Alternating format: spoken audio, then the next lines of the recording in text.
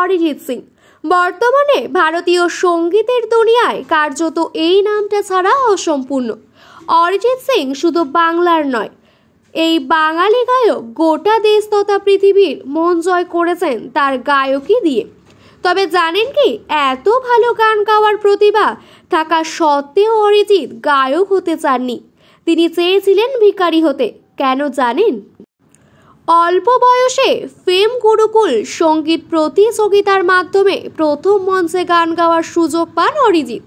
সেবার তিনি বিজয়ী হতে পারেননি ঠিকই, কিন্তু তার গান গাওয়ার পথ প্রশস্ত হয়ে গিয়েছিল। এরপর তিনি বলিউডে প্লেব্যাক গাওয়ার সুযোগ পান। অরিজিৎকে এরপরে আর পেছনে ফিরে তাকাতে হয়নি। বর্তমানে তিনি ভারতের সেরা সঙ্গীত শিল্পীদের মধ্যে একজন। অথচ তিনি নাকি গায়ক হতে চাননি, সব হারিয়ে হতে চেয়েছিলেন ভিখারি। কিন্তু কেন?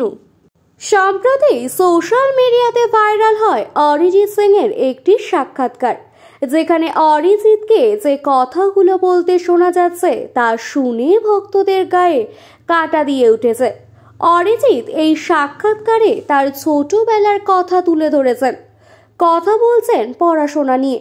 তিনি জানিয়েছেন পলিটিক্যাল সায়েন্সটা তার মাথায় তেমন ঢুকতো না, বরং তিনি পছন্দ করতেন ফিলোসফি বা দর্শন বিদ্যা। অরিজিৎ জানিয়েছেন ছোটবেলায় তার মনে হতো তিনি দর্শন বিষয়টা ভালো উপলব্ধি করতে পারেন। তার মনে হতো দর্শনের সঙ্গে মনোবিজ্ঞানের বেশ মিল রয়েছে। তার এক বন্ধুর বাবা ছিলেন কলেজের ফিলোসফির অধ্যাপক। তিনি তাদের বাড়িতে যান এবং বন্ধুর বাবার লাইব্রেরি থেকে দর্শন সম্বন্ধীয় একটি বই পড়েন। সেই বই পড়ে তার মনের চিন্তা ভাবনা বদলে যায়। সেই সঙ্গে অদ্ভুত এক ইচ্ছে জাগে তার মনে। দর্শনের ওই বইটি পড়ে অরিজিতের মনে হয় তিনি যেন কোনো অজানা জিনিস বুঝতে পেরেছেন।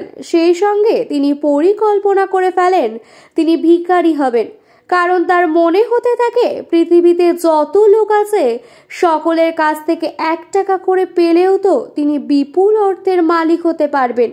তাই তিনি ভিক্ষাবৃত্তিকেই নিজের পেশা হিসেবে বেছে নিতে চেয়েছিলেন, যদিও অরিজিতের ভাগ্য তাকে ভিখারি হতে দেয়নি।